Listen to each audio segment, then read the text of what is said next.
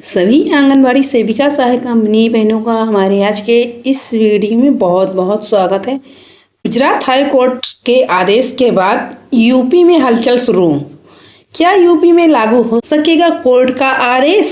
तो वो कहते हैं ना, तालीम नहीं दी जाती परिंदों को उड़ानों की, तालीम नहीं दी जाती परिंदों को उड़ानों की, वो खुद ही समझ जाते हैं ऊंचाइयां आसमानों की।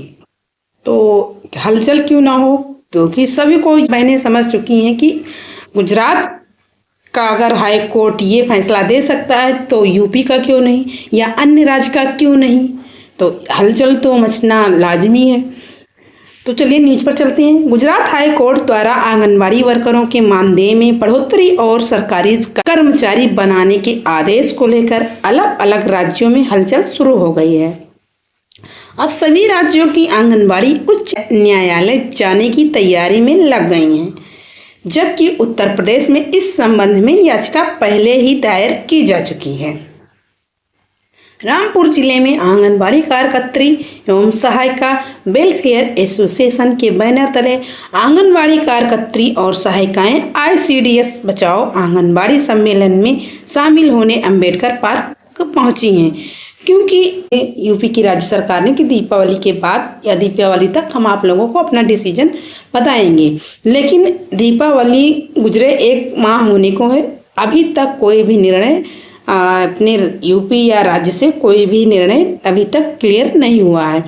तो बहनों ने क्या किया कि ICDS बचाओ आंगनबाड़ी सम्मेलन में शामिल होकर अंबेडकर पार्क पहुंची हैं। उन्होंने अपनी मांगों को लेकर प्रधानमंत्री को ज्ञापन भेजा। आंगनबाड़ी एसोसिएशन का कहना है कि गुजरात हाई कोर्ट ने 30 अक्टूबर 2024 को जो फैसला सुनाया है उसे यूपी में भी लागू किया जाए। संगठन की प्रदेश महासचिव शशिवाला ने कहा कि प्रदेश सरकार आंगनबाड़ी वर्करों की उपेक्षा कर रही है। बिल्कुल कर रही है। सब जगह तो शायद कोर्ट का आदेश माना भी जा रहा है, लेकिन अपने यूपी में तो बिल्कुल भी नहीं माना जा रहा है। अगर गुजरात हाई कोर्ट के आदेश की बात करें तो क्या आंगनबाड़ी के पक्ष में दिए गए फैसले से अन्य राज्यों की आंगनबाड़ी वर्करों को इसका लाभ मिल सकता है? तो ये सच नहीं है। हर राज्य की अपनी हाई कोर्ट होती है। किसी एक राज्य की हाई कोर्ट का फैसला अन्य राज्यों में नहीं लागू होता। बिल्कुल ये बात तो सत्य है, लेकिन देश की सर्वोच्च न्यायालय का फैसला पूरे देश में लागू होता है। देश के अलग अलग राज्यों में उपचुनाव का माहौल चल रहा है, जिससे सत्ता पक्ष और विपक्ष लुभावने चुनावी वादे कर रहे हैं, जिसमें हाल ही में देश के गृह मंत्री अमित शाह ने आंगनबाड़ी को लेकर महाराष्ट्र में बड़ा बयान दिया था, जिसमें अमित शाह ने कहा कि महाराष्ट्र में चुनाव जीतने पर आंगनबाड़ी का मानदेय 15,000 कर दिया जाएगा। जबकि अमित शाह सत्ता पक्ष में केंद्र सरकार के गृह मंत्री हैं, वो सिर्फ एक राज्य के नहीं पूरे देश की आंगनबाड़ी वर्करों का मानदेय बढ़ा सकती हैं, लेकिन उन्होंने सिर्फ चुनाव को देखते हुए एक राज्य के लिए कहा है, इसलिए उनका बयान सिर्फ एक चुनावी जुमला है। अमित शाह हकीकत में आंगनबाड़ी वर्करों का हित चाहते तो पूरे देश की आंगनबाड़ी वर्करों का मानदेय बढ़ा सकते थे, लेकिन उनका बयान सिर्फ एक चुनावी वादा से ज्यादा कुछ नहीं है।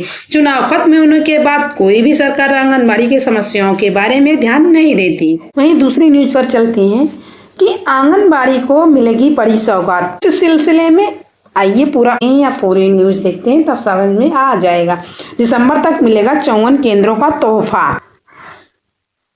कौमल नगर जिले में शासन द्वारा अलग अलग विकास में 54 व्यापारियों के निर्माण का कार्य शुरू हो गया है। 6 करोड़ अधिक की लागत से निर्माण होने वाले इन बालवाड़ी भवनों में जिले के लगभग 20,000 से अधिक बच्चों, गंभीर एवं धात्री को बाल विकास का लाभ आसानी से मिल जाएगा। आशा है कि 2022-23 में बाल विकास विभाग निदेशालय द्वारा जिले के 54 बालिका केंद्र के निर्माण की मंजूरी दी गई थी। शासन द्वारा एक लॉटरी सेंटर के निर्माण के लिए 11,84,000 का भुगतान किया गया है। 3 विभाग, पंचायत विभाग एवं श्रमिक योजना एवं बाल विकास विभाग द्वारा अलग अलग राशि दिए होती है। जिले में 54 बालवाड़ी केंद्रों के निर्माण की जिम्मेदारी ग्रामीण अभियंत्रण सेवा को दी गई थी। मिली जानकारी के अनुसार 54 में से 40 बेलवारी भवन का निर्माण पूरा हो चुका है। बाकी बचे केंद्रों का निर्माण कार्य तेजी से चल रहा है। जिला कार्यक्रम अधिकारी साजिद सिंह का कहना है कि दिसंबर 2024 तक सभी गर्डनवाड़ी भवनों का निर्माण पूरा हो जाएगा। भवन निर्माण पूर्ण हो रहा है। बैलवाड़ी वर्कशॉप हैंडओवर कर दिया जाएगा। नए साल में वर्तमान समय में जिले में 2551 केंद्र संचालित है। मूल रूप 449 केंद्र किराए के भवन व 2073 भवन पंचायत बस्ती में संचालित हो रहे हैं। 54 होटल वाड़ी भवन हैंडओवर होने के बाद विभाग के खुद के भवनों की संख्या 503 हो गई। जिले के इन विकास खंडों में बालवाड़ी भवन का निर्माण कार्य होगा। तो देखिए यहाँ के विकास खंड में भवन का निर्माण हो गए, जो कि ये अच्छी खबर है। यही चीजें देखिए एक बार पढ़ दे रहे हैं। भियाव विकास खंड में शहरी दिनकरपुर, गारूपुर, खानपुर, हुसैनाबाद, जोलापुर, सकरा, दक्षिण राजेपुर, कोपा, रामगढ़, मरहरा, मखदूमपुर इत्यादि। देखिए ये टांडा विकास का है, भीटी विकास का है। ये वीडियो यहीं तक आज।